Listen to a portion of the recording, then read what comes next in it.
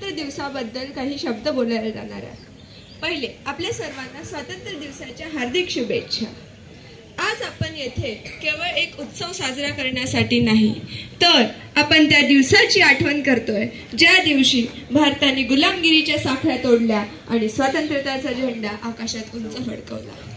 15 August 1947 हा दिवस केवळ एक कॅलेंडरवरची तारीख नाही, तर तो आहे गांधीजींच्या अहिंसात्मक लढ्याचा, भगतसिंग, राजगुरू, सुखदेव यांच्या क्रांतिकारी ज्वालेचा, सुभाषचंद्र बोस यांच्या आझाद हिंद सेनेच्या धैर्याचा, राणी लक्ष्मीबाई, डॉक्टर बाबासाहेब आंबेडकर, पंडित नेहरू, सरदार पटेल यांच्या अथक कार्याचा एक जिवंत पुरावा आहे।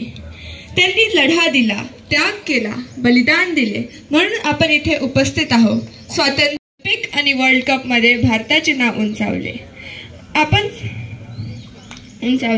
पण या प्रगतीसोबत आपल्याला गरिबी, पर्यावरण आणि सामाजिक सौहार्द यासारख्या आव्हानांचा सामना करावा लागतो।